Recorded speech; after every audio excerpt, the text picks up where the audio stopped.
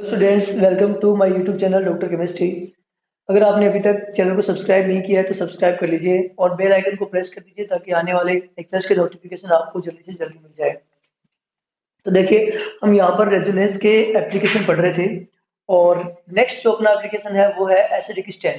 ठीक है कि भाई कोई एसिड है, उसकी एसिडिक स्ट्रेंथ को दूसरे एसिड से अगर कंपेयर करें तो रेजोनेंस के बेस पे हम कैसे एक्सप्लेन करेंगे कि भाई कौन ज्यादा स्ट्रॉन्ग एसिड है, कौन जो है वो कम स्ट्रॉन्ग एसिड है। ठीक है, तो इसको अपन यहाँ पर पढ़ेंगे। तो देखिएगा एसिडिक स्ट्रेंथ।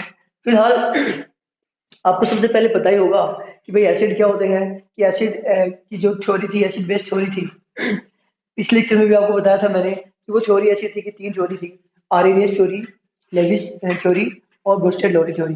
तो आर्रेनियस थ्योरी के अकॉर्डिंग जो सॉल्यूशन में, वाटर सॉल्यूशन में प्रोटॉन देते हैं, H प्लस आयन देते हैं, वो एसिड होते हैं। ब्रोस्टेड लोरी जो थ्योरी थी वो भी इसी तरह से थी कि जो प्रोटॉन देते हैं वो हो गए एसिड, जो प्रोटॉन लेते हैं वो हो गए बेस। ठीक है, तो वो भी इसी तरह की है।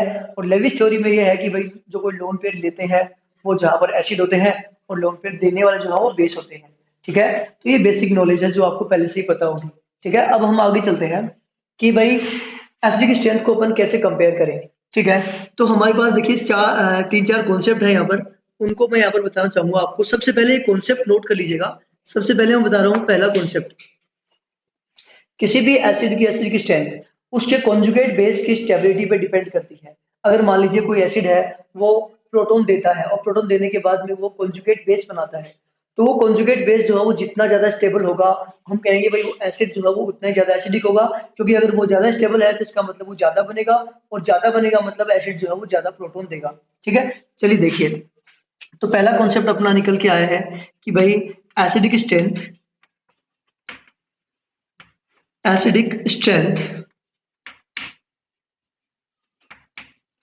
proportional to stability of conjugate base, stability of conjugate base।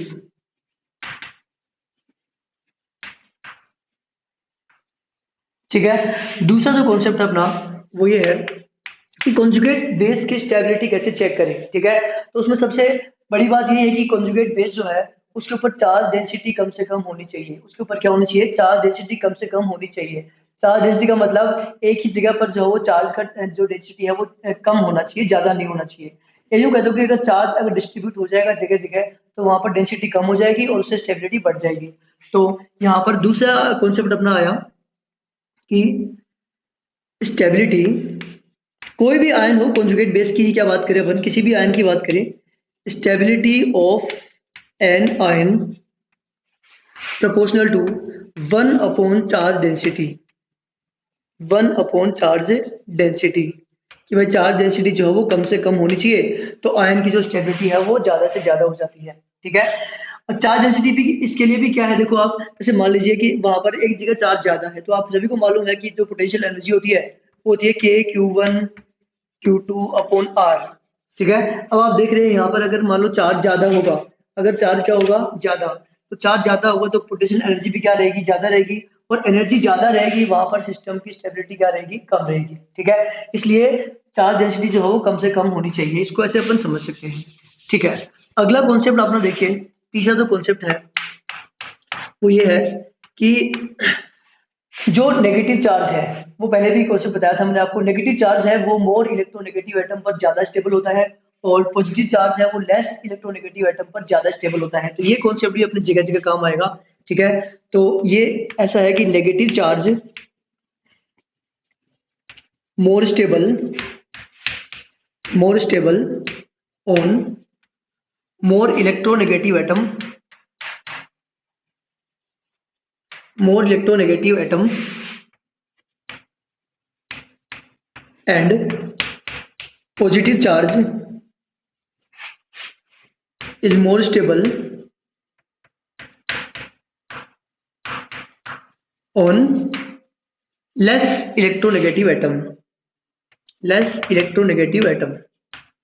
ठीक है, तो ये अपना था थर्ड कॉन्सेप्ट। एक कॉन्सेप्ट मैं आपको और बता रहा हूँ, एक कॉन्सेप्ट और है। एसिडिक स्ट्रेंथ की बात चली है तो थोड़ी इनऑर्गेनिक की भी वहां पर बात हो जाए। तो देखिएगा क्या है कि एसिडिक स्ट्रेंथ अगर आप पीरियड में एसिडिक की स्ट्रेंथ की बात कर रहे हैं, पीरियड में बात कर रहे हैं, तो proportional to E N, electronegativity, ठीक है, या हाइड्रोजन के साथ में जो भी एटम जो हो बॉन्ड बना रहा है, तो दोनों की इलेक्ट्रोनेगेटिविटी डिफरेंस की भी अपन यहाँ पर बात कर सकते हैं, ठीक है। और अगर आप ग्रुप में देख रहे हैं, अगर आप एसिडिक स्ट्रेंथ जो है वो ग्रुप में देख रहे हैं, ग्रुप में देख रहे हैं, तो फिर आप proportional to size of atom, जो भी एच के साथ बॉन्ड बना रहा है उस एटम की जो साइज है वो ज्यादा होगी, यूं कह दो कि 1/बॉन्ड एनर्जी, 1/बॉन्ड एनर्जी, ठीक है। तो ये जो कॉन्सेप्ट है वो आप लगाएंगे पीरियड में, ये कॉन्सेप्ट लगाएंगे अपन पीरियड में, और ये जो कॉन्सेप्ट है नीचे वाला ये लगाएंगे अपन टेबल के अंदर जो ग्रुप है ग्रुप में लगाएंगे, ठीक है। तो 4 कॉन्सेप्ट तो आप ये याद रखिएगा एसिडिक स्ट्रेंथ निकालने के लिए। दूसरी और भी कई जगह पर ये कॉन्सेप्ट लगते हैं जगह जगह पर, ठीक है। जैसे रेजिस्टिक्स की स्टेबिलिटी देखी तो वहां पर भी इस तरह के जो कॉन्सेप्ट जो लग रहे थे इस तरह के, ठीक है। तो अब इनको अपन अप्लाई करने की बारी है, ठीक है। अब एग्जांपल्स में इनको देखो जगह जगह पर अप्लाई करूंगा, मैं आपको बताऊंगा कि मैं कौन से कॉन्सेप्ट को जहां पर अप्लाई कर रहा हूँ, ठीक है। तो आप इनको एक बार नोट कर लीजिए, हम आगे चलते हैं फिर।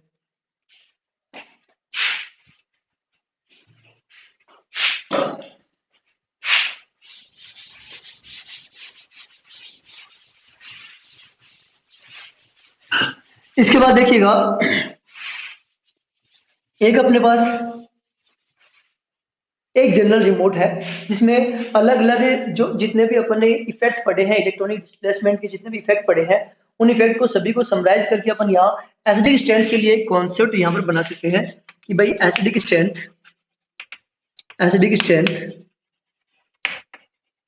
प्रोपोर्शनल टू, देखो एक तो मैंने इस कॉन्सेप्ट में लिखा, ठीक है, स्टेबिलिटी ऑफ कॉन्जुगेट बेस, एक तो मैंने यही लिखा कि स्टेबिलिटी ऑफ कॉन्जुगेट बेस। मैं यहाँ पर एक बार फिर से लिख देता हूँ क्योंकि ये बहुत इंपॉर्टेंट है, कॉन्जुगेट बेस, ठीक है, प्रोपोर्शनल टू। और मैंने क्या लिखा कि भाई ई एन, इलेक्ट्रोनेगेटिविटी, ठीक है। इलेक्ट्रोनेगेटिविटी है तो वहां पर इससे मिलता जुलता कॉन्सेप्ट ये भी आ सकता है कि proportional two percent S character, अगर वहां पर एस करेक्टर जो है वो ज्यादा है तो वहां पर एसिडिक स्ट्रेंथ जो है वो ज्यादा होगी, क्योंकि ज्यादा होने से ई एन भी ज्यादा होगी, ठीक है। लेकिन ये कॉन्सेप्ट आप कहाँ लगाएंगे, ओनली इन क्या लगाएंगे बताओ, ग्रुप में ही लगाएंगे, ये कॉन्सेप्ट आप ग्रुप में ही लगाएंगे, ठीक है। इसके बाद देखिएगा proportional to one by electron withdrawing group, sorry उल्टा बोल गया मैं, proportional to electron withdrawing group, proportional to electron withdrawing group. तो जितने भी इलेक्ट्रॉन विथड्राविंग ग्रुप है वो एसिडिक स्ट्रेंथ को बढ़ाते हैं, अपन बात करें किस तरह से वो बढ़ाते हैं, ठीक है। विथड्राविंग ग्रुप अपन ने प्रोपोर्शनल बोला है तो आप बोल सकते हैं कि proportional to -m, proportional to -h, proportional to -i, ठीक है। अब इनवर्सली प्रोपोर्शनल बोलेंगे तो 1/इलेक्ट्रॉन डोनेटिंग ग्रुप, इसका मतलब इलेक्ट्रॉन डोनेटिंग ग्रुप जो भी है, जो इलेक्ट्रॉन को खुद से दूर रिपेल करते हैं तो वो एसिडिक स्ट्रेंथ को यहाँ पर कम करेंगे, ठीक है। और डोनेटिंग ग्रुप इनवर्सली प्रोपोर्शनल है तो ये डोनेटिंग ग्रुप जो जितने भी हैं, चाहे वो +m हो, चाहे वो +h हो, चाहे वो +i हो, तो सब के सब वहां पर एसिडिक स्ट्रेंथ को कम कर रहे होंगे, ठीक है। इसी तरह से अपन बात कर सकते हैं कि भाई कोई एसिड है तो वीक एसिड के लिए अपन जो वो के वगैरह पी के की जो है वो कैलकुलेट करते हैं, तो प्रोपोर्शनल टू के और 1 क्या होगा बताओ, पी के। तो एसिड का डिसोसिएशन कोएफिशिएंट अगर ज्यादा है तो एसिडिक स्ट्रेंथ वहां पर ज्यादा होगी, और उसका डिसोसिएशन कोएफिशिएंट का जो नेगेटिव लॉगरिथम है वो ज्यादा है तो फिर वहां पर वो कम होगी, ठीक है। तो इसको नेगेटिव लॉगरिथम को अपन पीके वहां पर कह रहे हैं, जो बहुत ज्यादा वीक एसिड होते हैं उनके लिए वहां पर कैलकुलेट करते हैं, ठीक है। तो एक ये अपना एक रिमोट हो गया कि भाई इसके बेस पे अपन एसिडिक स्ट्रेंथ को जो है वो समझ सकते हैं, ठीक है। तो एक बार इसको नोट कर लीजिए, उसके बाद एग्जाम्पल से हम पूरी बात को समझेंगे।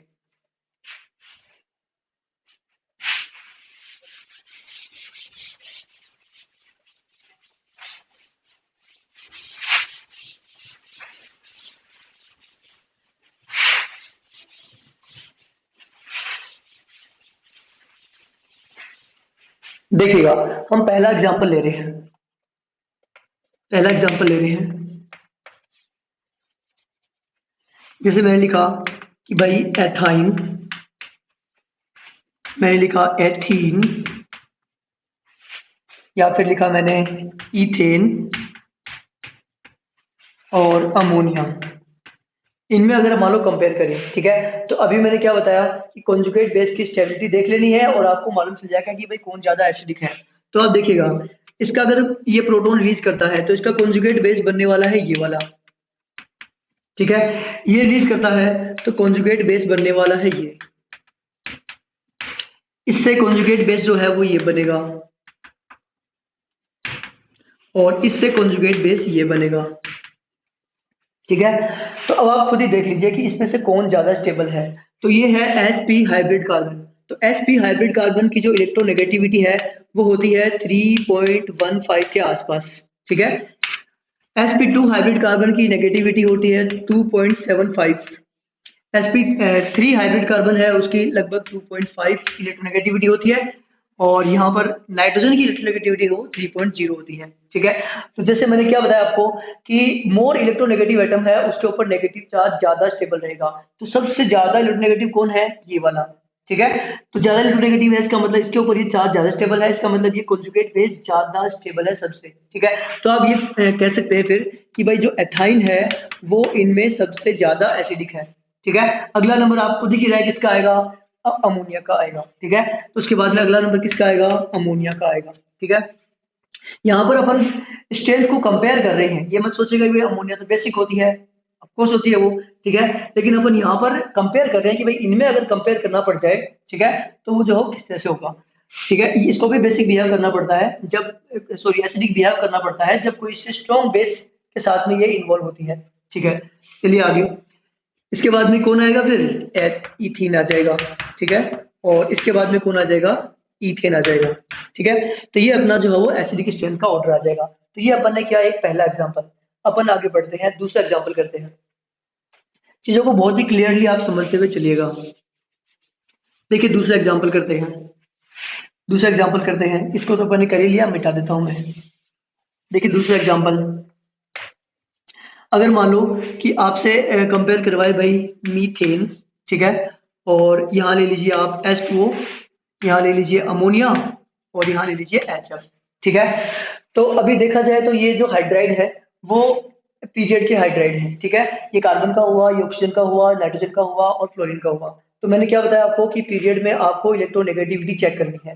तो आप देखेंगे कि सबसे ज्यादा इलेक्ट्रोनेगेटिविटी किसकी हो गई? फ्लोरीन की। उससे कम किसकी है? ऑक्सीजन की। देखिए मैंने ऑर्डर से नहीं लिखा है इनको, मैं अमोनिया इधर आएगी और H2O एक्चुअल में उधर आएगा। चलो ऑर्डर से लिख देता हूँ मैं। यहाँ पर अमोनिया आएगी, उसके बाद में 15 ग्रुप, उसके बाद में 16 ग्रुप में जो है वो H2 आ जाएगा।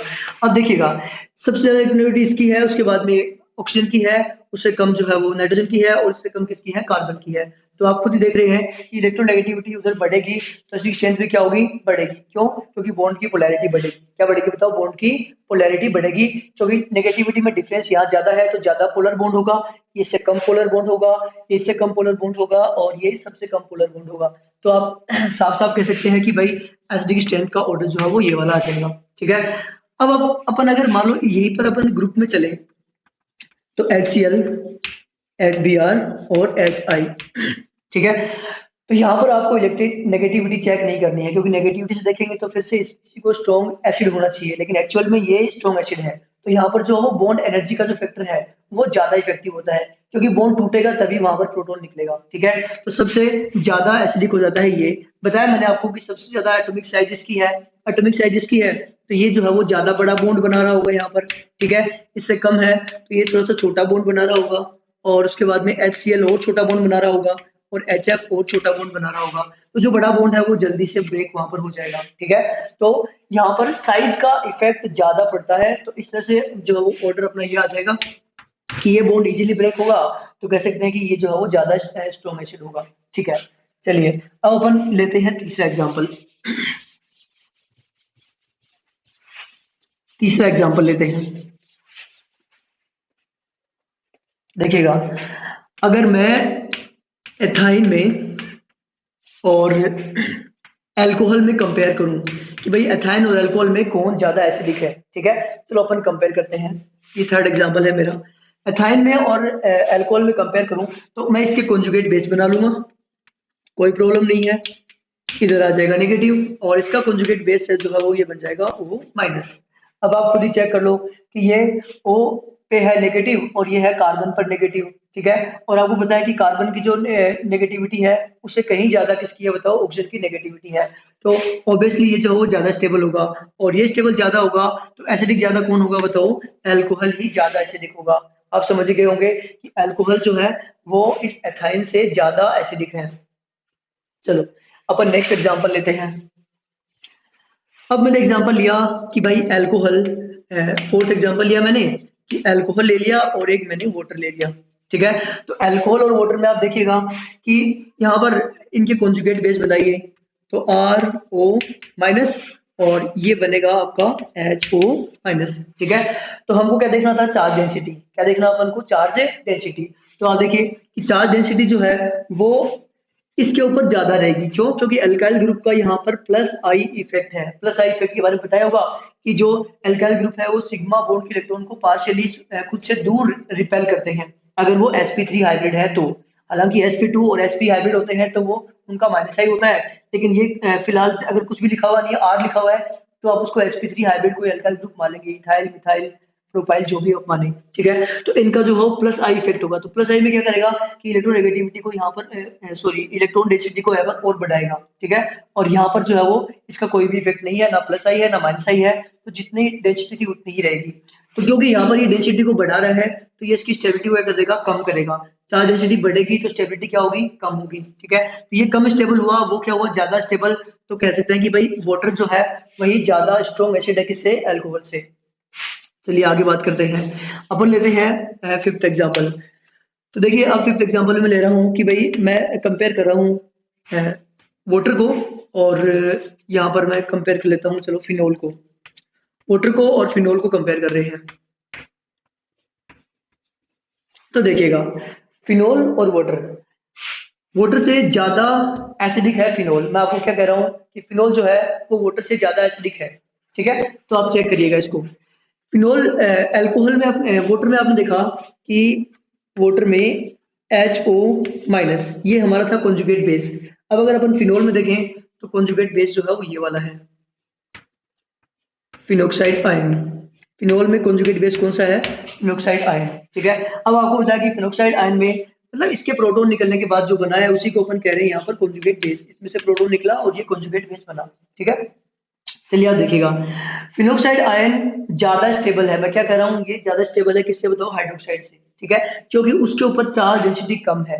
अब चार्ज डेंसिटी कम क्यों है, क्योंकि यहाँ पर रेजोनेंस है, और ये जो चार्ज है इसका कुछ पार्ट डीलोकलाइज हो जाएगा बेंजीन रिंग में रेजोनेंस की वजह से, क्योंकि ये कॉन्जुगेशन में है, double bond single bond negative charge जो इसके पाई बॉन्ड साथ कॉन्जुगेशन में है, तो इसका क्या होगा, इसका कुछ चार्ज क्या हो जाएगा कि बेंजीन रिंग में ये क्या हो जाएगा बताओ, डीलोकलाइज हो जाएगा। तो डीलोकलाइज हो जाएगा तो चार्ज डेंसिटी कम होगी, और चार्ज डेंसिटी कम होगी तो स्टेबिलिटी क्या होगी, बढ़ेगी। तो यहाँ पर कह सकते हैं कि फिनोक्साइड आयन जो है वो ज्यादा स्टेबल है हाइड्रोक्साइड आयन से। ठीक है, तो ऐसी कंडीशन में कह सकते हैं कि भाई फिनोल जो है वो ज्यादा एसिडिक है किससे, वाटर से। चलिए आगे देखते हैं। नेक्स्ट अपन चेक कर रहे हैं नंबर 6 एग्जाम्पल लेते हैं। अभी मैं यहाँ पर ले रहा हूँ फिनोल, मैंने लिया यहाँ पर फिनोल, और चलो मैंने लिया कार्बोनिक एसिड।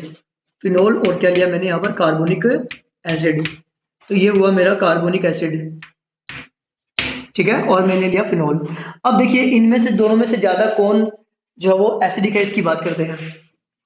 तो कार्बोनिक एसिड और फिनोल, तो फिनोल ने अगर प्रोटॉन दिया तो यहाँ पर बना फिनोक्साइड आयन। फिनोल ने प्रोटॉन दिया तो यहाँ पर क्या बना बताओ, फिनोक्साइड आयन। ठीक है, जिसमें जो रेजोनेंस से स्टेबल है। ठीक है, उधर आप देखिए इसने अगर प्रोटॉन दिया, देखिए आप एक प्रोटॉन भी निकाल सकते हैं, दो भी निकाल सकते हैं। ठीक है, लेकिन वाटर सॉल्यूशन में जनरली एक प्रोटॉन रिलीज होता है। ठीक है, कोई स्ट्रॉन्ग बेस से रिएक्शन कर रहा होगा तभी वहां पर दो प्रोटॉन निकलते हैं। तो आप देखिएगा इसके अंदर कि इसका अगर मैं बनाऊं कॉन्जुगेट बेस, तो आप यहाँ देखेंगे O-।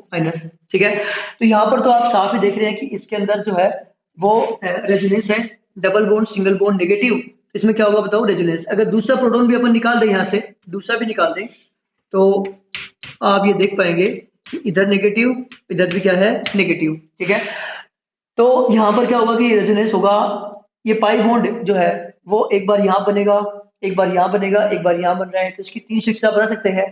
तो आप ये कह सकते हैं कि जो दो माइनस का चार्ज है वो रेजोनेंस की वजह से तीन जगह डिलोकलाइज होगा। ठीक है, तो अगर इसकी अगर हाइब्रिड स्टिक से बनाएंगे आप, ठीक है, तो हाइब्रिड स्टिक तो इस तरह से बनेगी, इस तरह से बनेगी कि भाई चार्ज का डिलोकेशन होगा, तो यहाँ पर आएगा -2/3, -2/3, और ये आ जाएगा -2/3। तो 2 माइनस था, जो 3 जगह जो वो डिलोकलाइज हो गया है, ठीक है। और यहाँ पर आप देखेंगे तो ऑक्सीजन से जो है वो रेजोनेंस की वजह से चार्ज बेंजीन रिंग में जाएगा, लेकिन आप क्या देखेंगे कि बेंजीन रिंग में जो जा रहा है वो कार्बन पर जा रहा है, और कार्बन क्या है बताओ, लेस इलेक्ट्रोनेगेटिव है, ठीक है। तो डी लोकलाइजेशन कितना होगा, 5-10% का ही क्या होगा, डी लोकलाइजेशन होगा। इसका मतलब 90% चार्ज जो है वो ऑक्सीजन पर ही रहने वाला है। 90% क्या रहेगा बताओ, ऑक्सीजन पर ही रहेगा, ठीक है। 5-10% चार्ज का क्या होगा, बेंजीन में डी लोकलाइजेशन होगा। तो यहाँ पर डेंसिटी 90% है, और वहां पर आप देखेंगे 2/3 हो गया। 2/3 का मतलब लगभग 67% हो गया। तो इसका मतलब ये चार्ज डेंसिटी कम है, इसका मतलब ये जो आयन है इसका बाइकार्बोनेट से भी लेंगे आप, या फिर ये कार्बोनेट आयन से लेंगे, तो ये कार्बोनेट आयन है वो ज्यादा स्टेबल है किससे बताओ, फिनोक्साइड आयन से। तो हम कह सकते हैं कि जो कार्बोनिक एसिड है वो ज्यादा एसिडिक है किससे, जो फिनोल से। चलिए अपन लेते हैं नेक्स्ट एग्जांपल। नेक्स्ट एग्जांपल में मैं ले रहा हूं आपके पास एग्जांपल नंबर 7। इसमें मैं ले रहा हूं कि भाई कार्बोनिक एसिड ले रहा हूं, एक तो ले रहा हूं मैं कार्बोनिक एसिड, और एक ले रहा हूं कार्बोक्सिलिक एसिड। एक क्या ले रहा हूं यहाँ पर, कार्बोक्सिलिक एसिड, ठीक है। अब सुनिएगा ध्यान से, इसको बड़े ध्यान से समझेंगे अपन। जो कार्बोक्सिलिक एसिड है उसको मैं कह रहा हूँ कि भाई कार्बोक्सिलिक एसिड ज्यादा एसिडिक है किससे बताओ, कार्बोनिक एसिड से। कार्बोक्सिलिक एसिड ज्यादा एसिडिक है किससे, कार्बोनिक एसिड से। क्यों है समझिएगा ध्यान से। इसका जो कॉन्जुगेट बेस है, इसका चलो मैं इधर बनाता हूँ। कार्बोनिक एसिड का जो कॉन्जुगेट बेस है ये मैंने ये बनाया, HOCOO माइनस। कार्बोक्सिलिक एसिड का कॉन्जुगेट बेस मैंने ये बनाया, RCOO माइनस, ठीक है। अब देखना ये है कि दोनों में से स्टेबल ज्यादा कौन है, ठीक है। तो स्टेबिलिटी कैसे आती है, रेजोनेंस से आती है। आप कहेंगे भाई ये जो नेगेटिव चार्ज है वो इस पाई बॉन्ड के साथ क्या करेगा बताओ, रेजोनेंस करेगा, ठीक है।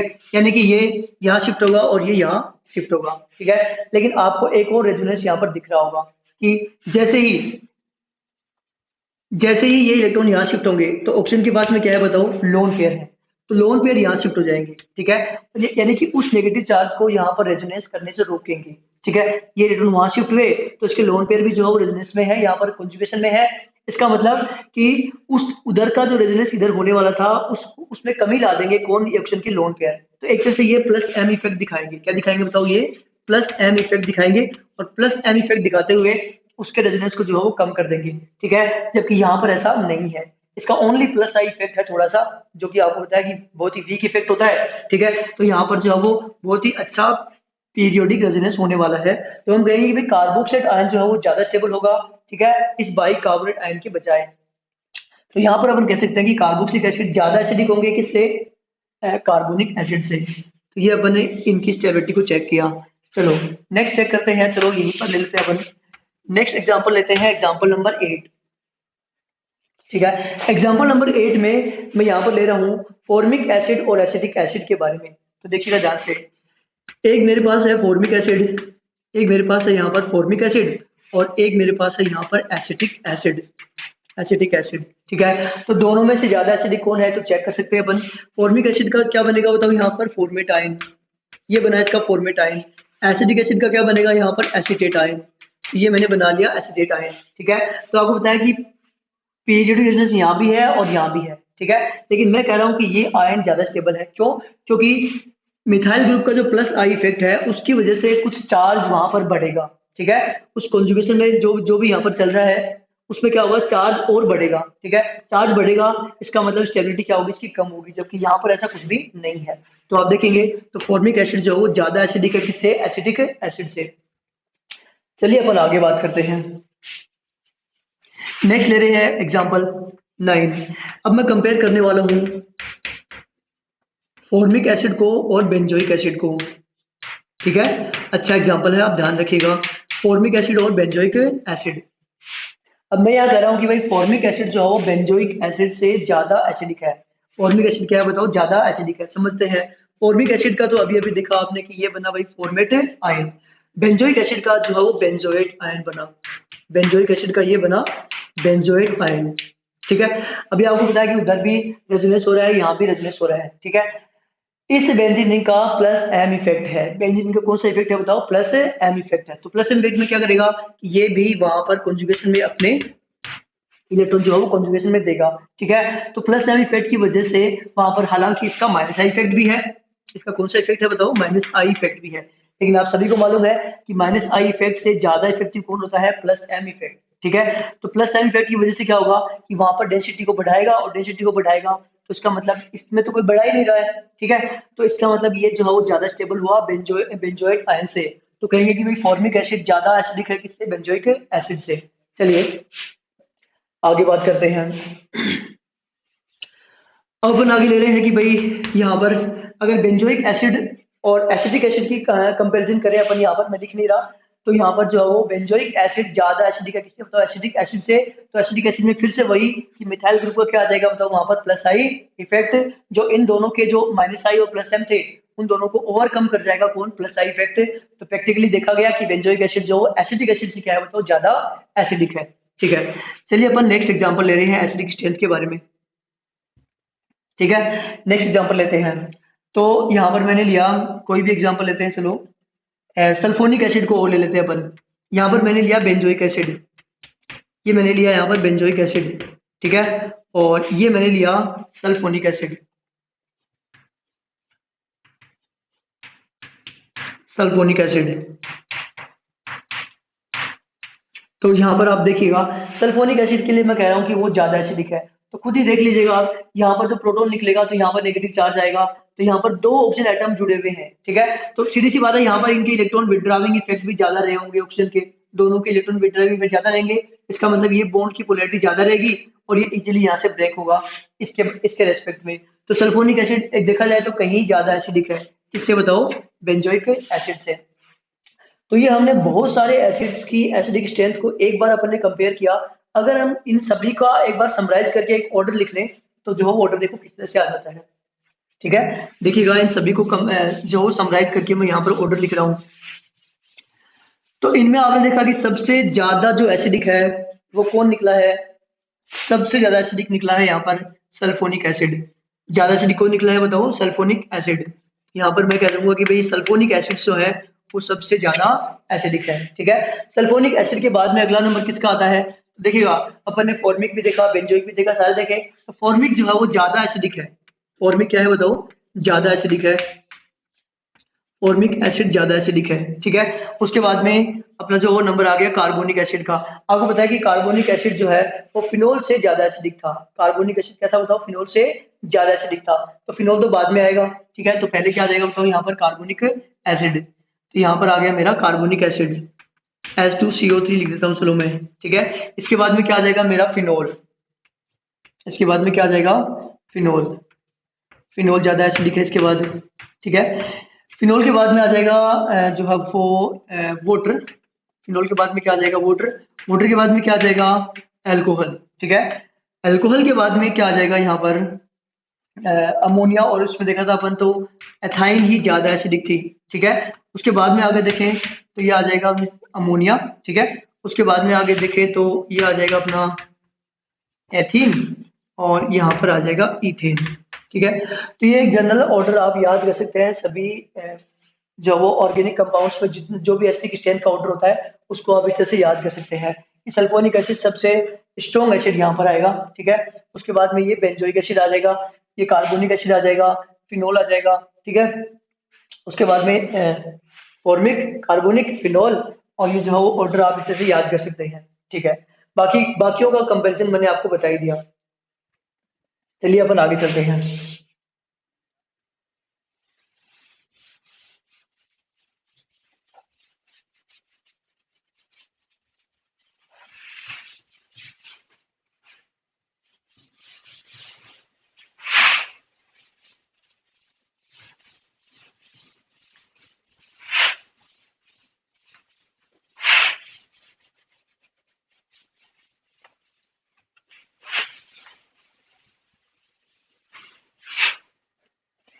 देखिएगा ये अपन ने अभी तक देखा कि भाई कुछ एसिड्स की एसिडिक स्ट्रेंथ को अपन ने कंपेयर किया। अब अपन आगे चलेंगे और यहाँ पर कुछ रेजोनेंस के बारे में और थोड़ा सा देख लेते हैं अपन। जैसे मान लीजिए अपने पास में एथाइन है।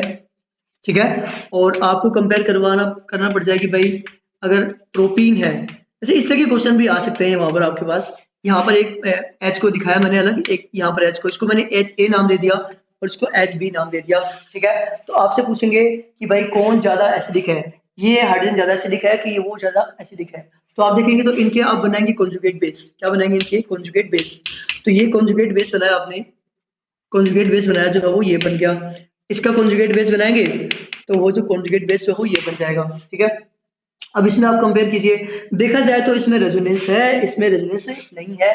लेकिन लेकिन एथाइन के केस में आप बिल्कुल ध्यान रखिएगा कि ये जो है वो एथाइन जो है ज्यादा एसिडिक है, यानी कि ईएन वाला जो फैक्टर है वो यहाँ पर ज्यादा काम करेगा रेजोनेंस की बजाय। ये बिल्कुल आप ध्यान रखिएगा। ठीक है, तो एथाइन जो है वो ज्यादा एसिडिक है किसके बजाय? प्रोपीन के बजाय। लेकिन अगर एथाइन की जगह एथीन होता, एथाइन की जगह क्या होता है यहाँ पर? एथीन। देखिएगा, एथाइन की जगह अगर एथीन होता तो आप देखिएगा कि भाई एथीन का जो है वो ये बन गया, तो यहाँ पर जो है वो फैक्टर ज्यादा इफेक्टिव नहीं रहेगा। और आप देखेंगे कि उसमें तो रेजोनेंस है, उसमें तो क्या है बताओ? रेजोनेंस है। ठीक है, तो ये जो एथीन का जो एच ए है, ठीक है, वो उससे ज्यादा एसिडिक वो वाला होगा, क्योंकि वो अगर प्रोटॉन निकलता है तो जो बनेगा उसके अंदर रेजोनेंस है। इसमें क्या बताओ? रेजोनेंस। एलाइल कार्बोकेटाइन है, सॉरी कार्बोनाइन है, इसमें रेजोनेंस है और इसमें रेजोनेंस नहीं है। ठीक है, इसमें रेजोनेंस नहीं है, इसमें रेजोनेंस नहीं है। आपको पता है कि मल्टीपल बॉन्ड वाले पर चार्ज है तो डिलोक्लाइज हो ही नहीं सकता। ठीक है, कॉन्जुगेशन भी तो नहीं है यहाँ।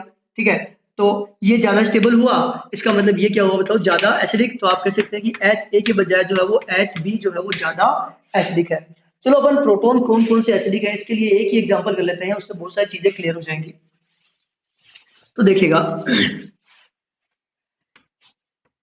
एक एग्जाम्पल ले रहे हैं अपन। जैसे मान लीजिए कि मैंने यहाँ पर लिखा, यहाँ पर कुछ भी ले लीजिए, एस एच ले लिया मैंने। ठीक है, और यहाँ पर मैंने ले लिया ओ एच ले लिया। ठीक है, यहाँ पर मैंने एक प्रोटॉन को यहाँ दिखा दिया और एक प्रोटॉन को मैंने यहाँ दिखा दिया और यहाँ मैंने कुछ जोड़ दिया। ठीक है, तो आईआईटी में जो है वो इस तरह के क्वेश्चंस आते हैं और ये मैंने इनको नाम दे दिए। इसको मान लीजिए मैंने ए कह दिया, इसको मैंने कह दिया बी, इसको मैंने सी कह दिया, इसको डी कह दिया और इसको मैंने क्या कह दिया? ई। ठीक है, और आप ये हाइड्रोजन के नीचे लगाया मैंने, तो आप कहेंगे भाई इनके एसिडिक स्ट्रेंथ का ऑर्डर क्या है, कौन सा हाइड्रोजन ज्यादा एसिडिक है, कौन सा कम एसिडिक है, इनको एक ऑर्डर में अरेंज कीजिए। तो देखिएगा, फिर से मैं आपको बता रहा हूँ, ये इसकी इलेक्ट्रोनेगेटिविटी की है 3.15। ठीक है, इसकी नेगेटिविटी कितनी है? लगभग 3.5। ठीक है, और यहाँ पर आप देख रहे हैं, यहाँ तो देखो एस एच बॉन्ड है। यहाँ पर एक बार क्लियर कर लीजिएगा, ये ओ एच बॉन्ड है, ये कौन सा है? एस एच बॉन्ड है। तो आप कहाँ गए बताओ? ग्रुप में गए। ग्रुप में गए तो इसकी जो है बॉन्ड स्ट्रेंथ से देखेंगे, आप कैसे देखेंगे इसको? बॉन्ड स्ट्रेंथ से। इसका मतलब इसके बजाय ये ज्यादा एसिडिक है, तो सबसे देखा जाए तो ये सबसे एसिडिक हो गया। तो ए जो है वो एच ए जो है वो सबसे ज्यादा क्या हो गया? एसिडिक हो गया। इसके बाद में किसका नंबर आएगा? एच बी का नंबर आएगा। ठीक है, एच बी, क्योंकि नेगेटिविटी ज्यादा है। उसके बाद में किसका नंबर आएगा? एच ई का नंबर आएगा। इसके बाद में किसका आएगा? एच ई का। अब इन दोनों में कंपेयर करें तो देखिएगा, जब ये प्रोटॉन निकलेगा तो यहाँ पर आएगा नेगेटिव चार्ज, और जब यहाँ नेगेटिव चार्ज आएगा तो आप देख रहे हैं कि वो रेजोनेंस है, जो कॉन्जुगेशन में है double bond single bond negative, तो कॉन्जुगेशन में है इसका मतलब वो ज्यादा स्टेबल रहेगा। ठीक है, उसका हो जाएगा डी लोकलाइजेशन। तो आप देखेंगे कि ये जो है वो एच सी आएगा, इसके बाद में कौन आएगा बताओ? H C. और ये जो है यहाँ नेगेटिव आएगा वो कॉन्जुगेशन में जाएगा नहीं, क्योंकि वो मल्टीपल बॉन्ड वाले एटम पर है। ठीक है, तो ये सबसे कम एसिडिक हो जाएगा कौन? H D. ठीक है, तो इस तरह से अपन एसिडिक स्ट्रेंथ का ऑर्डर निकाल सकते हैं। अपने पास अगर कॉन्सेप्ट है तो कहीं कोई प्रॉब्लम नहीं होती है। ठीक है, चलिए अपन आगे बात करते हैं।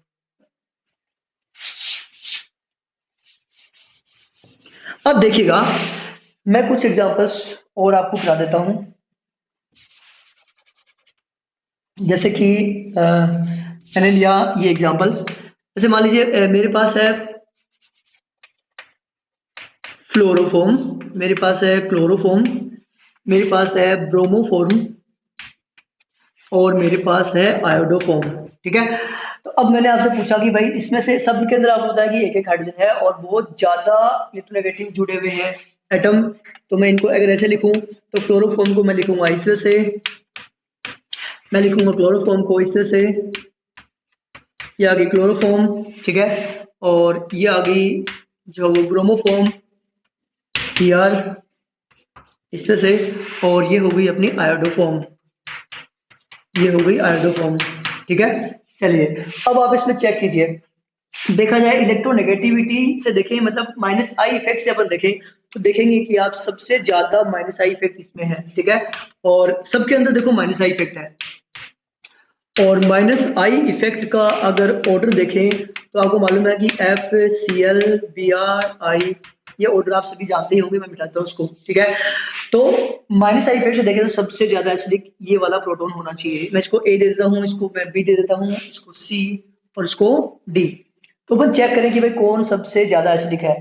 तो आप क्या बनाएंगे, इनके कॉन्जुगेट बेस बनाएंगे। क्या बनाएंगे, इनके कॉन्जुगेट बेस, ठीक है। तो कॉन्जुगेट बेस बनाएंगे तो इसका कॉन्जुगेट बेस जो है वो ये बना CF3, ठीक है। इसका कॉन्जुगेट बेस जो है वो ये बना, ठीक है, CCl3, इधर क्या देगा माइनस, ठीक है। इसका कॉन्जुगेट बेस बना ये वाला Br, और इसका जो है वो कॉन्जुगेट बेस बना ये वाला, ठीक है। अब इसमें देखिए कि भाई सबसे स्टेबल कौन है। तो मैं आपको एक चीज दिखा दूं आपको यहाँ पर कि यहाँ पर एक रेजोनेंस है जिसको अपन बोलते हैं डी ऑर्बिटल रेजोनेंस, जो कि बैक बॉन्डिंग की वजह से बनता है। और बैक बॉन्डिंग क्यों हुई यहाँ पर, क्योंकि यहाँ पर एक 3D ऑर्बिटल खाली है। क्लोरीन के पास क्या है बताओ, 3D ऑर्बिटल खाली है। तो ये जो है वो यहाँ पर बैक बॉन्डिंग बनाएगा और उसकी वजह से ये डीलोकलाइज होगा रेजोनेंस की वजह से। तो ये सबसे ज्यादा स्टेबल हो गया। ये क्या हो गया, सबसे ज्यादा स्टेबल हो गया। अब आप कहेंगे कि भाई इसमें क्यों नहीं हुआ, तो आपको पता है कि ये सेकंड पीरियड का है फ्लोरीन, क्या है बताओ, ये सेकंड पीरियड का है। और सेकंड पीरियड का है तो वहां पर जो है वो डी ऑर्बिटल है ही नहीं, तो यहाँ पर रेजोनेंस होने का चांस ही नहीं है। इसमें आ जाइए कि भाई इसमें तो डी ऑर्बिटल भी है, इसमें क्यों नहीं हुआ। तो इसमें कौन सा, देखो इसमें तो 3D ऑर्बिटल था, उसमें कौन सा ऑर्बिटल होगा बताओ, 4D, ठीक है। और ये जो नेगेटिव चार्ज है वो कौन से में है बताओ, 2p में। तो 2p और 4d के बीच में बैक बॉन्डिंग जो है वो पॉसिबल नहीं है। जबकि यहाँ पर जो बैक बॉन्डिंग होगी वो कौन सी होगी, 2p और 3d के बीच में जो बैक बॉन्डिंग है वो पॉसिबल होती है, ठीक है। क्योंकि इनकी एनर्जी में डिफरेंस बहुत ज्यादा हो जाता है, इनके बीच में बैक बॉन्डिंग पॉसिबल नहीं है, तो वहां तो वैसे ही पॉसिबल नहीं है, ठीक है। तो सबसे स्ट्रॉन्ग एसिडिक यहाँ पर कौन हो गया, तो मैं इसका आंसर इधर लिखूं तो एच बी जो है वो सबसे ज्यादा हो गया। और बाकियों का जो आंसर है वो इलेक्ट्रोनेगेटिविटी यानी कि माइनस आई इफेक्ट की बेस पे ही देंगे। तो यहाँ पर देखो इलेक्ट्रॉन खींचने वाले ज्यादा जुड़े हुए हैं, आपको पता है इलेक्ट्रॉन विड्रॉइंग एसिडिटी को बढ़ाते हैं, इसको चार्ज को कम कर देंगे। ये इलेक्ट्रॉन खींचेंगे तो चार्ज क्या हो जाएगा, कम हो जाएगा। तो अगला नंबर किसका आएगा, फिर एच ए, और उसके बाद में कौन आएगा, वो एच सी, और सबसे वीक कौन हो जाएगा बताओ, एच डी। तो इस तरह से आप ऑर्डर निकाल सकते हैं, ठीक है। चलिए मैं आपको और एग्जाम्पल कराता हूँ।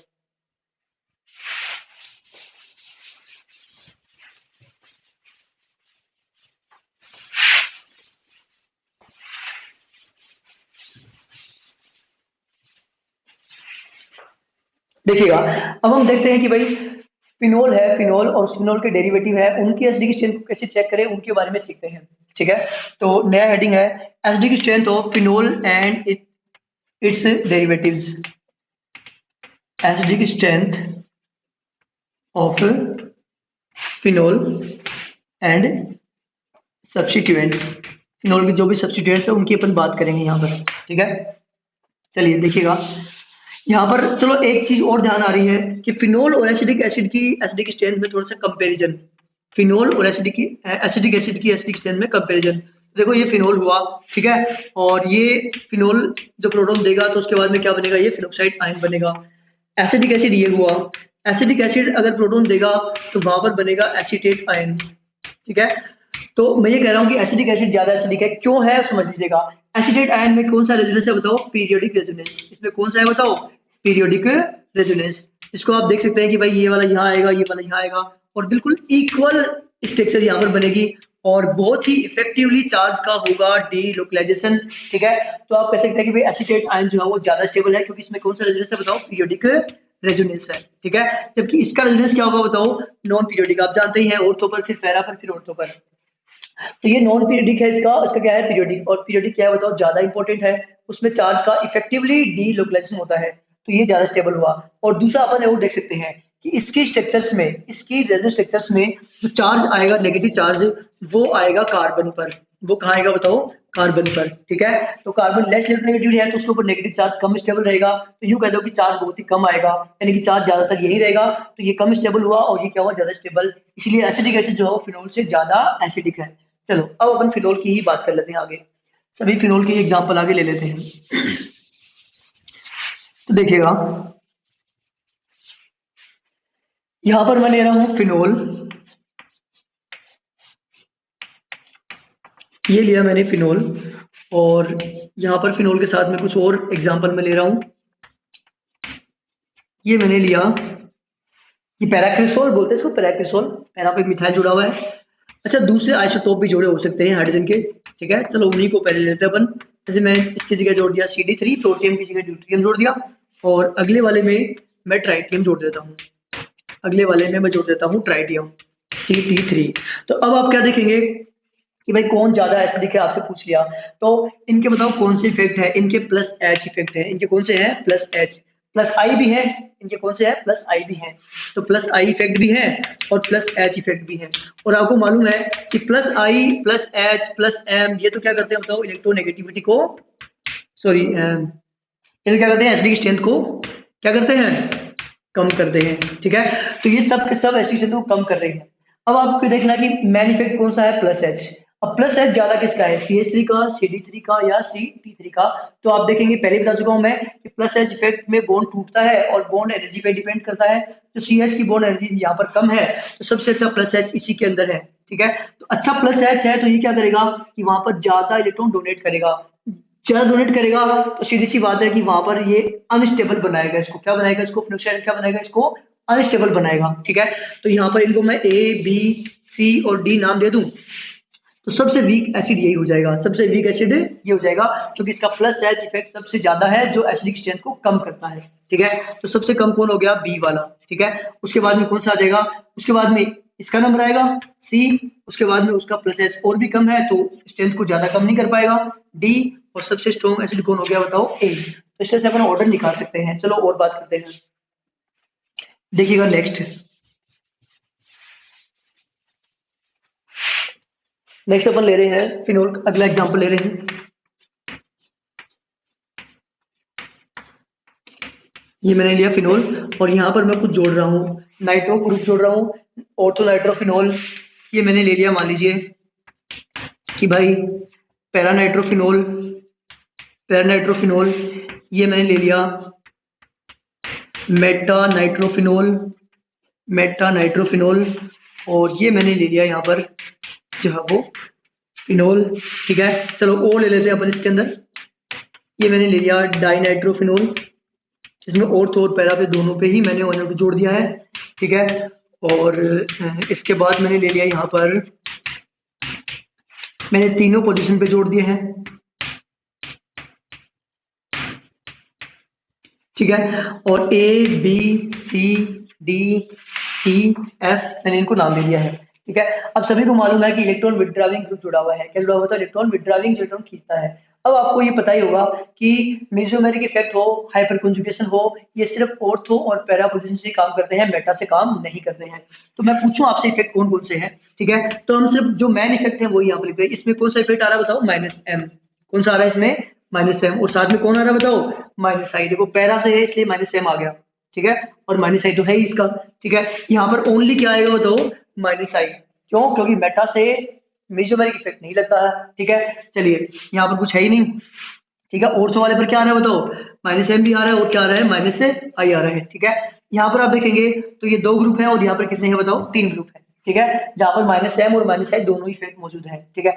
तो सबसे ज्यादा एसिडिक कौन हो गया, तो ये हो जाएगा F, क्यों, क्योंकि विड्रॉविंग ग्रुप बहुत सारे जुड़े हुए हैं। देखा जाए तो ये नाइट्रिक एसिड के जितना स्ट्रॉन्ग एसिड है, कौन, पिक्रिक एसिड, इसको पिक्रिक एसिड बोलते हैं यहाँ पर, इसका नाम है पिक्रिक एसिड, ठीक है। तो सबसे स्ट्रॉन्ग एसिड यहाँ पर हो गया मेरा F, ठीक है। चलिए अब उसके बाद भी ये दो वाला ग्रुप है, ठीक है, नंबर ज्यादा मैटर करता है, तो दो ग्रुप है यहाँ पर जुड़े हुए हैं, तो उसके बाद में कौन आ जाएगा, E, ठीक है। अब इनके अंदर कंपेयर करें तो इन सभी के अंदर जो है वो एक एक ग्रुप जुड़ा हुआ है, ठीक है। यहाँ पर आप देखेगा कि -M इफेक्ट दोनों में आ रहा है, उसमें -M इफेक्ट है ही नहीं, इसका मतलब वो तो दौड़ से बाहर निकल गया, ठीक है, वो कम एसिडिक होगा, क्योंकि -M वाला ज्यादा इफेक्टिव जो है वो इफेक्ट है। तो इसमें देखिएगा, तो इसमें आप देखेंगे तो यहाँ पर ये ज्यादा स्ट्रॉन्ग एसिड है, ठीक है। इसका एक रीजन समझिएगा, यहाँ पर क्या होता है कि यहाँ पर एक इंट्रामोलिकुलर H बॉन्ड बन जाता है, यहाँ पर क्या बन जाएगा बताओ, इंट्रामोलिकुलर H बॉन्ड। तो मैं बना के दिखा दूं आपको, तो ये बन गया इंट्रामोलिकुलर H बॉन्ड। तो इंट्रामोलिकुलर H बॉन्ड बनने से क्या होता है कि ये प्रोटॉन जो है वो अट्रैक्ट हो जाता है एक तरह से यहाँ पर अट्रैक्शन से, और रिलीज जो इजीली नहीं होगा, इजीली रिलीज नहीं होगा, तो उससे क्या होगा, इसकी एसिडिक स्ट्रेंथ इसके रेस्पेक्ट में कम हो जाएगी, ठीक है, तो इसका खास ध्यान रखिएगा। ठीक है, तो एच बॉन्डिंग का इफेक्ट कब लगाना है, एच बॉन्डिंग का जो कॉन्सेप्ट है आपको कब लगाना है, मैं आपको फिर से बता दूं कि अगर मीजोमेरिक इफेक्ट तो इक्वल हो, मीजोमेरिक इफेक्ट क्या हो, इक्वल हो, जो कि इक्वल है, इसमें भी एक NO2 इसमें भी एक NO2, ऑर्थो से भी लगता है पैरा से भी लगता है, तो मीजोमेरिक इफेक्ट तो क्या बताओ, इक्वल। ठीक है, लेकिन ये तो इक्वल हो, और दूसरी चीज क्या हो कि एच बॉन्डिंग से 6 कार्बन की 6 मेंबर की रिंग बन रही हो, कितने मेंबर की, 6 मेंबर की रिंग बन रही हो, 6 मेंबर रिंग बन रही हो। तो इन्हीं कंडीशन में आपको एच बॉन्डिंग का कॉन्सेप्ट लगाना है कंपेयर करने के लिए, किसके लिए, कंपेयर करने के लिए कि भाई मीजोमेरिक तो सेम है, अगर मीजोमेरिक अलग है तो मीजोमेरिक से आंसर आ जाएगा। ठीक है, लेकिन यहाँ पर मीजोमेरिक क्या है बताओ, सेम, और 6 मेंबर की रिंग भी बन रही है, देखो आप 1 2 3 4 5 6, 6 मेंबर की रिंग बन रही है, तो कॉन्सेप्ट लगेगा, और कॉन्सेप्ट लगेगा तो क्या, एच बॉन्ड तो इसको पकड़ के रखेगा, एच को निकलने नहीं देगा, तो इसकी एसिडिटी क्या हो जाएगी, कम हो जाएगी। तो अगला नंबर किसका आ गया बताओ, बी का। उसके बाद में किसका नंबर आएगा, ए का। क्यों, क्योंकि इनका तो मिजोमेरिक से ही निकल गया आंसर, उसमें मिजोमेरिक है ही नहीं, इसमें मिजोमेरिक है। ठीक है, माइनस एम है जो बढ़ा रहा है एस्टिक को, तो उसके बाद में क्या आ गया, ए, उसके बाद में क्या आ जाएगा बताओ, सी, तो कम से कम माइनस आई तो है, डी में तो कुछ भी नहीं है, तो उसके बाद में क्या आ जाएगा, सी, और सबसे वीक कौन आ जाएगा बताओ, डी। तो इस तरह से अपन एस्टिक का जो हम ऑर्डर निकाल सकते हैं। चलिए और अपन कुछ अच्छे एग्जाम्पल कर लेते हैं।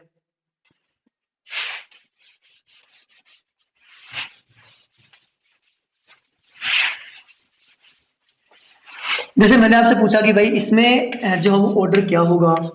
ठीक है, तो देखो एक तो मैंने ले लिया यहाँ पर ले लिया मैंने, यहाँ पर ले लिया मैंने एफ, चलो ये एक बहुत अच्छा एग्जांपल है, यहाँ पर ले लिया मैंने एफ, देखिए बहुत ही अच्छा एग्जांपल है ये, और यहाँ पर मैंने ले लिया Cl, और पूछ लिया कि दोनों में से कौन स्ट्रॉन्ग एसिड है। ठीक है, तो आप बताएंगे, एक बार देख के लगेगा कि भाई ये प्लस एम दोनों का ही है, इसका भी प्लस एम, इसका प्लस एम, इसका माइनस साइड ज्यादा है इसके बजाय, तो ये स्ट्रॉन्ग होना चाहिए, तो ऐसा नहीं है, स्ट्रॉन्ग कौन सा वाला है, ये वाला ही।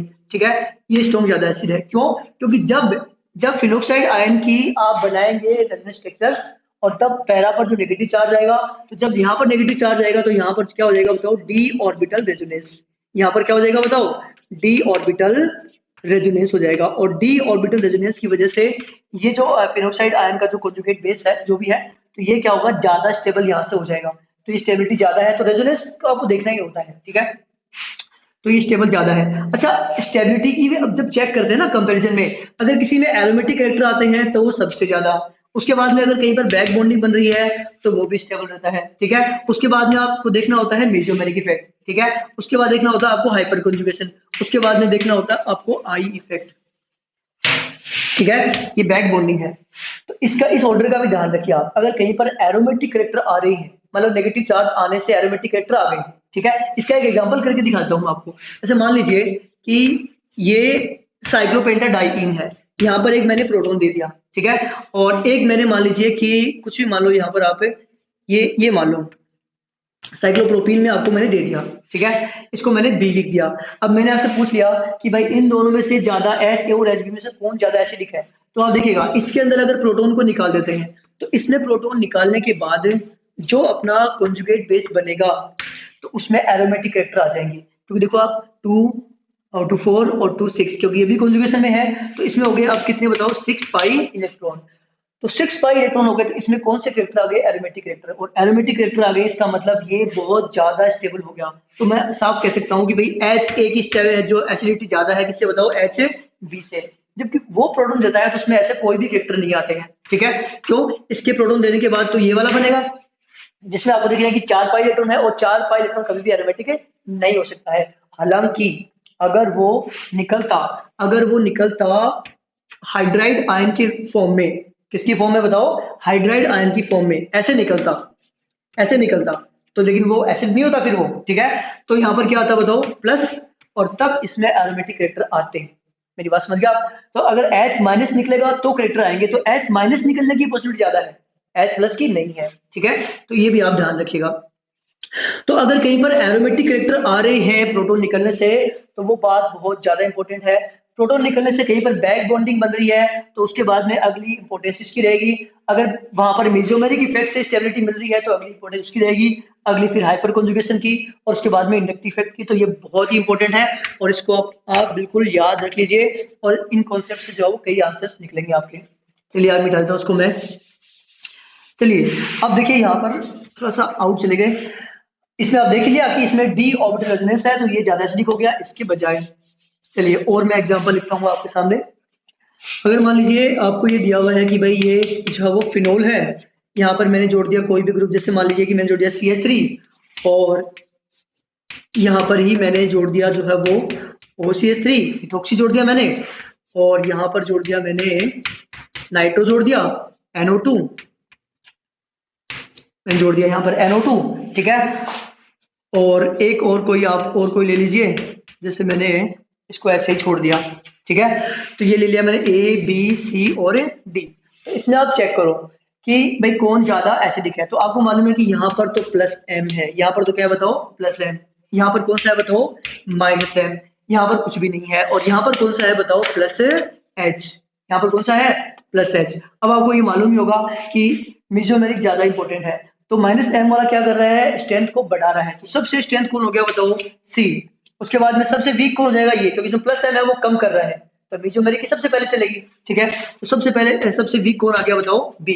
अब इन दोनों में कंपेयर करेंगे तो ये भी स्ट्रेंथ को क्या कर रहा है कम ही कर रहा है, क्योंकि +H जो है, ठीक है, तो कम कर रहा है तो ये जो है वो कम एसिडिक होगा, ठीक है। इससे ज्यादा कौन होगा बताओ, वही होगा कौन फिनोल ही। तो इसके अंदर जो है ये ऑर्डर आपका आ जाएगा, ठीक है। चलिए अब मैं आपको कुछ और एग्जांपल कराता हूँ। फिनोल की एसिडिक स्ट्रेंथ के बारे में आपने काफी कुछ पढ़ लिया है और अब हम बेंजोइक एसिड के एसिडिक स्ट्रेंथ के बारे में और थोड़ा सा पढ़ लेते हैं। तो acidic strength of benzoic acid, तो नया जो टॉपिक अपना है वो acidic strength of benzoic acid and substituents. Benzoic acid के सब्स्टिट्यूएंट्स की एसिडिक स्ट्रेंथ की बात कर रहे हैं। तो देखिएगा सबसे पहले तो मैं आपको सिंपल से एग्जांपल यहाँ पर करा देता हूँ। ये हुआ मेरा बेंजोइक एसिड, ठीक है, और इसी तरह का अगर एग्जांपल मैं आपसे कराऊं, ये मेरा हो गया कोई दूसरा, यहाँ पर कोई भी आप ग्रुप जोड़ दीजिए, पैरानाइट्रो बेंजोइक एसिड, ठीक है, और ये हो गया मेरा जो है वो मेटा नाइट्रो बेंजोइक एसिड, ठीक है, और ये हो गया मेरा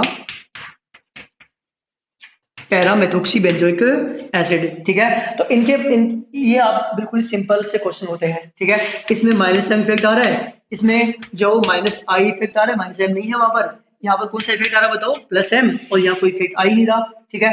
तो +M वाला सबसे कम कर देगा उसकी एसिडिक स्ट्रेंथ को, क्योंकि वो घटाता है, वो सीधी सी बात है, वो जहाँ जो भी यहाँ पर आयन बनेगा तो वहां पर डेंसिटी को बढ़ाएगा तो जो स्टेबिलिटी कम हो जाएगी उसकी कार्बोक्सिलेट आयन की, तो वो कम एसिडिक हो जाएगा। तो +M वाला सबसे कम कर देगा। यहाँ पर देखो मेसोमेरिक लग नहीं रहा क्योंकि मेटा से लगता नहीं है, यहाँ पैरा से लग रहा है, ठीक है। मैंने ऑर्थो पे नहीं जोड़ा अभी क्योंकि इसके ऑर्थो की अलग से अपन बात करेंगे, ऑर्थो इफेक्ट की बात करेंगे और स्टेरिक इनहिबिशन ऑफ रेजोनेंस की बात करेंगे, ठीक है। तो सबसे ज्यादा एसिडिक कौन हो गया बताओ, ये वाला। अगर इनको A B C D कह दे तो जो वो B सबसे स्ट्रॉन्ग एसिड हो गया, उसके बाद में कौन आ जाएगा C, उसके बाद में कौन आ जाएगा A, और वो सबसे कम एसिडिक हो गया क्योंकि +M है उसको कम कर रहा है, ठीक है। तो एक एग्जांपल तो अपना ये हो गया। चलिए आगे चलते हैं। यहां पर देखिएगा पहले अपन हाइड्रोजन बॉन्डिंग की बात कर लेते हैं, उसके बाद आगे चलेंगे। देखिएगा जैसे मान लीजिए मैंने आपसे ये कहा कि भाई ये मेरा हो गया ऑर्थो हाइड्रोक्सी बेंजोइक एसिड, ये मेरा हो गया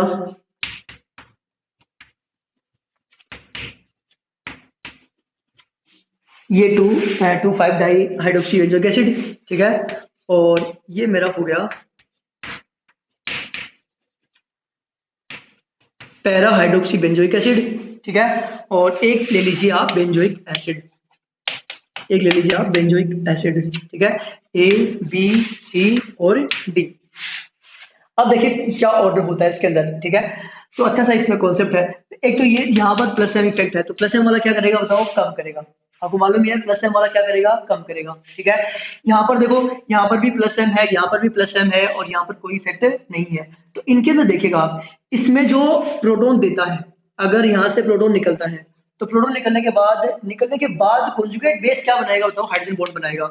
इसलिए इसकी एसिडिक स्ट्रेंथ बढ़ जाती है, क्योंकि हाइड्रोजन बॉन्ड बनने में एनर्जी निकलती है और स्टेबिलिटी बढ़ जाती है। ठीक है, तो अगर आप इसके कॉन्जुगेट बेस की बात करें तो ये बना इसका कॉन्जुगेट बेस O माइनस, और ये OH जुड़ा हुआ है, तो यहाँ पर क्या बनेगा बताओ, हाइड्रोजन बॉन्ड। तो यहाँ पर एक कीलेट रिंग बन गई है ना, कीलेशन बोलते हैं। ठीक है, इससे एक्स्ट्रा स्टेबिलिटी आती है, तो यहाँ पर ये बन गई अपनी कीलेट रिंग। तो ये स्टेबल हो गया, तो इसलिए इसकी स्ट्रेंथ बढ़ जाती है। इधर बात करेंगे तो डबल कीलेशन, इधर जो है वो क्या होगा बताओ, डबल कीलेशन। डबल कीलेशन को भी आप इस तरह से देख सकते हैं कि यहाँ पर प्रोटॉन देगा तो आपको बताया कि यहाँ पर पीरियड रिड्यूस होने वाला है, तो यहाँ पर -½ और इस पर भी क्या रहेगा बताओ, -½ तो इधर भी OH जुड़ा हुआ है, इधर भी OH जुड़ा हुआ है, तो इधर से भी कीलेशन होगा, इधर से भी कीलेशन होगा, तो इससे भी ज्यादा स्टेबल हो गया ये, तो इससे भी ज्यादा क्या हो गया, ये एसिडिक हो गया। और वो क्या हो गया बताओ, कम एसिडिक। ठीक है, तो ज्यादा कौन सा हो गया, C वाला ज्यादा हो गया, उसके बाद में किसका नंबर आ गया B, उसके बाद में किसका नंबर आ गया A, और वो वहां पर कम कर रहा है, तो वो जो है क्या है D, तो वो सबसे कम वीक एसिडिक हो जाएगा। ठीक है, तो इसमें अपन ऐसे समझ सकते हैं। इसके बाद में बात करूंगा आपके सामने स्टेरिक इनहिबिशन ऑफ रेजोनेंस की, जो ऑर्थो इफेक्ट के नाम से भी कई बार उनको जानते हैं, उसकी अपन यहाँ बात करेंगे कि कैसे वो अफेक्ट करता है एसिडिक स्ट्रेंथ को। ठीक है, तो ध्यान से देखिएगा, लेक्चर काफी बड़ा हो गया है, देखिएगा जल्दी से अपन इसको देख लेते हैं। मैंने आपसे ये सामने ये लिखा कि भाई, एक तो मैंने लिखा यहाँ पर बेंजोइक एसिड, और एक लिखा मैंने ऑर्थो मिथाइल बेंजोइक एसिड, एक लिखा मैंने ऑर्थो मिथाइल बेंजोइक एसिड। ठीक है, और अब मैं आपको ये कह रहा हूँ कि भाई ऑर्थो मिथाइल जो है वो ज्यादा एसिडिक है। अब ये बचने वाली बात आपके नहीं है, क्योंकि यहाँ पर +H भी है और +I भी है, दोनों ही स्ट्रेंथ को कम कर रहे हैं, और फिर भी मैं कह रहा हूँ कि वो ज्यादा एसिडिक है, तो फिर आप इसमें कंफ्यूज हो सकते हैं। तो इसका रीजन देखिए किस तरह से आता है। एक अपने पास हेडिंग पढ़ने वाले हैं, स्टेरिक इनहिबिशन ऑफ रेजोनेंस, उसमें अपन इसका आंसर अपन को मिलेगा। ठीक है, तो जल्दी से वो हेडिंग डाल लीजिए, steric inhibition of resonance, steric inhibition of resonance, short में आप सर इफेक्ट भी कह सकते हैं इसको। ठीक है, तो देखिएगा, जैसे यहां पर ये बेंजीन रिंग है, ठीक है, और इसके साथ में मान लीजिए बेंजोइक एसिड को ही ले लीजिए आप, तो यहाँ पर, और यहाँ पर कोई ग्रुप जुड़ा हुआ है, यहाँ पर क्या जुड़ा हुआ है, कोई भी ग्रुप जुड़ा हुआ है, और वो बल्कि ग्रुप है। क्या बताओ, वो बल्कि ग्रुप है। अब बल्कि ग्रुप कौन कौन से हैं देख लीजिएगा, मैंने आपको बेसिक स्ट्रेंथ वाले में भी बताए थे कि कौन कौन से ग्रुप जो है वो बल्कि है, और कौन से ग्रुप जो है वो नॉन बल्कि है, कौन से ग्रुप नॉन बल्कि है। तो बल्कि ग्रुप के एग्जांपल देख लीजिए आप, जैसे कि NO2 जो है वो बल्कि ग्रुप में कंसीडर होगा। ठीक है, SO3H बल्कि ग्रुप है, एल्काइल ग्रुप जितने भी हैं, चाहे वो मिथाइल हो चाहे वो इथाइल हो, ये सब क्या है बताओ, बल्कि ग्रुप है। SH भी क्या रहेगा, बल्कि ग्रुप। SR भी क्या रहेगा बताओ, बल्कि ग्रुप। ठीक है, और OCH3 डिपेंड करेगा। ठीक है, बल्कि ग्रुप, इधर भी बल्कि ग्रुप है तो ये बल्कि ग्रुप काम करेगा, इधर बल्कि नहीं है तो फिर ये बल्कि ग्रुप का काम नहीं करेगा, इसके लिए अलग से ध्यान रखिएगा। इसमें से H है, D है, T है, F है, Cl है, F नहीं सॉरी, हाँ बिल्कुल F, देखो Cl Br I तो इसमें आएंगे, Cl है, Br है, I है, ये सब के सब क्या है बताओ, बल्कि ग्रुप में आएंगे। उधर देखो F लिखा है मैंने, उधर OH लिख रहा हूँ, NH2 लिख रहा हूँ, ठीक है, Cl लिख रहा हूँ। ठीक है, तो ये सब ग्रुप क्या रहेंगे बताओ, नॉन बल्कि ग्रुप होंगे, मतलब वो बड़े ग्रुप नहीं मानेंगे इनको, और इनको आप क्या मानेंगे बताओ, बड़े ग्रुप मानेंगे। ठीक है, तो फिर बड़े ग्रुप अगर यहाँ पर होंगे तो क्या होगा, सुनिए ध्यान से। जैसे यहाँ पर कोई बल्कि ग्रुप जुड़ा हुआ है, जैसे मान लो मैंने जोड़ दिया यहाँ पर CH3, ठीक है, तो उससे क्या इफेक्ट आएगा देखना ध्यान से। इस ग्रुप को या यहाँ पर जो कार्बोक्सिलेट आयन आएगा बनेगा उसके, ये देखिएगा, ये बना कार्बोक्सिलेट आयन। ठीक है, अब आपको सभी को मालूम है इसमें पीरियोडिक रेजोनेंस है, इसमें क्या बताओ, पीरियोडिक रेजोनेंस है, लेकिन आपको पता है कॉन्जुगेशन में तो ये भी है, ये भी क्या बताओ, कॉन्जुगेशन में है, तो इसका भी थोड़ा बहुत प्लस का इफेक्ट होगा। तो उसमें इसके प्लस में इफेक्ट से क्या होगा कि उसका जो पीरियोडिक रेजोनेंस है उसमें कमी आ जाएगी, और क्योंकि वो इसके साथ भी क्या दिखाएगा बताओ, रेजोनेंस दिखाएगा। लेकिन अगर मान लीजिए यहाँ बल्कि ग्रुप जुड़ा हुआ है, या क्या जुड़ा होता है, बल्कि ग्रुप, तो बल्कि ग्रुप यहाँ जुड़ा रहेगा, तो ये जो मेसोमेरिक इफेक्ट इसका जो बेंजीन के साथ इसका दिखा रहा है, ये मतलब इस ग्रुप का इसके साथ में जो कॉन्जुगेशन है वो कॉन्जुगेशन कम हो जाएगा। क्यों, क्योंकि जब ये ग्रुप बल्कि ग्रुप आएगा तो ये स्टेरिक हिंड्रेस पैदा करेगा। ठीक है, हिंड्रेस पैदा करेगा तो क्या होगा कि ये जो दोनों ग्रुप है वो बेंजीन का जो प्लेन है उस प्लेन से ऊपर उठ जाएंगे। ध्यान से देखिएगा, ये जो दोनों ग्रुप हैं वो बेंजीन के प्लेन से कहाँ उठ जाएंगे, ऊपर उठ जाएंगे। ये बेंजीन के प्लेन से ऊपर उठ जाएंगे तो बेंजीन के जो पाई इलेक्ट्रॉन है वो कॉन्जुगेशन नहीं दिखा पाएंगे इसके साथ में, और ये जो कॉन्जुगेशन नहीं दिखा पाएंगे तो दिखा क्या रहे थे, ये प्लस एंड फिक्स से जैसे इलेक्ट्रॉन यहाँ आ रहे थे ये यहाँ शिफ्ट हो रहे थे, तो मतलब वो पीरियडिक था उसको कम कर रहे थे एक तरह से। ये उस रेजोनेंस को जो स्टेबिलिटी बढ़ाता है उसको ये कम कर रहे थे, ठीक है। और ऑर्थो पोजीशन पर कोई ग्रुप जुड़ा होगा तो क्या होगा कि रिपल्सन की वजह से ये प्लेन से ऊपर उठ जाएंगे, ठीक है, इसके प्लेन में नहीं रहेंगे मतलब, तो उससे क्या होगा कि इसका रेजोनेंस उसके साथ हो नहीं पाएगा, नहीं हो पाएगा तो उसका जो मेन रेजोनेंस है पीरियोडिक वो बढ़ जाएगा। क्या बढ़ जाएगा बताओ, पीरियोडिक रेजोनेंस बढ़ जाएगा। उससे क्या होगा, इसको ज्यादा स्टेबिलिटी मिलेगी, इसीलिए यहाँ पर जो ग्रुप जुड़ा रहेगा वो इसको ज्यादा एसिडिक बनाएगा। किसको बताओ, बेंजोइक एसिड को। इसको बोलते हैं steric inhibition of resonance. Inhibition का मतलब कमी, स्टेरिक हिंड्रेंस की वजह से इसकी हिंड्रेंस लगी, ठीक है। तो एक तरह से इनके जो पी ऑर्बिटल्स थे, इनके जो पी ऑर्बिटल्स थे उनके बीच में ये कॉन्जुगेशन नहीं होने दिया। किस ग्रुप ने, इसने क्या किया, इसने स्टेरिक हिंड्रेंस पैदा की एक तरह से, ठीक है।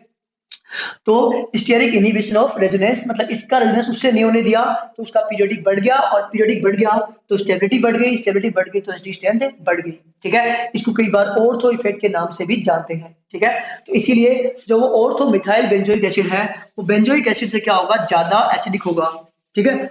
अब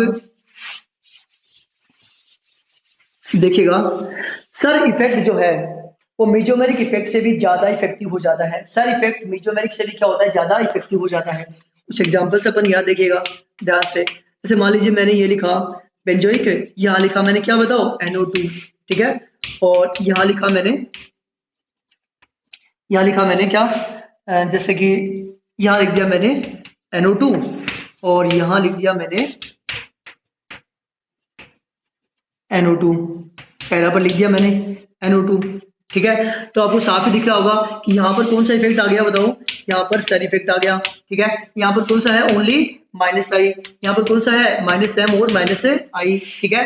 तो इनको अगर मैं ABC कह दूं तो आप साफ कह सकते हैं कि ए ज्यादा एसिडिक होगा, ठीक है। मेसोमेरिक इफेक्ट तो ऑर्थो से भी उतना ही लगता है, पैरा से भी उतना ही लगता है। ध्यान रखिएगा मेसोमेरिक इफेक्ट कभी भी डिस्टेंस पे डिपेंड नहीं करता है, ठीक है। तो ये बराबर ही है डिस्टेंस, लेकिन इसमें कौन सा इफेक्ट आ गया तो सेल इफेक्ट आ गया, ठीक है। उससे इसकी एसिडिक स्ट्रेंथ बढ़ जाएगी तो ए ज्यादा एसिडिक हो गया। उसके बाद में कौन आएगा C, उसके बाद में कौन आएगा बताओ B आएगा, ठीक है। एमाइंस के जो अपने बेसिक ऑर्डर पढ़ा था एनिलीन का, वहां पर अपने स्टेरिक इनहिबिशन ऑफ प्रोटोनेशन पढ़ा था। सिप इफेक्ट तो वो वहां पर बेसिक स्ट्रेंथ को कम कर रहा था, और सर इफेक्ट जो है वो एसिडिक स्ट्रेंथ को क्या कर रहा है, बढ़ा रहा है। इसका भी आप क्लियरली ध्यान रखिएगा, ठीक है। तो जब जब ऑर्थो पे कोई ग्रुप जुड़ा रहेगा तो वो एसिडिक स्ट्रेंथ को बढ़ा देगा, लेकिन ध्यान रखिए वो बल्कि ग्रुप होना चाहिए। क्या होना चाहिए बताओ, वो बल्कि ग्रुप होना चाहिए। अगर नॉन बल्कि ग्रुप जो लिखे थे मैंने आपको वो हुआ तो ये जो हो इफेक्ट नहीं डाल पाएगा, ठीक है। चलिए, तो आज अपन ने देखा कि एसिडिक स्ट्रेंथ को अपन ने पढ़ा ठीक से, ठीक है। एसिडिक स्ट्रेंथ को कैसे कैसे रेजोनेंस से के जो कॉन्सेप्ट है वो इफेक्ट डालते हैं। इंडक्टिव इफेक्ट के भी कोई कॉन्सेप्ट अपन ने यहाँ पर देखे, ठीक है। तो आज के लेक्चर के लिए इतना ही, ठीक है। अगले लेक्चर में अपन पढ़ेंगे कि इंटरमीडिएट की स्टेबिलिटी के अंदर किस तरह रेजोनेंस का जो है वो यूज है, उसको अपन पढ़ेंगे। Thank you.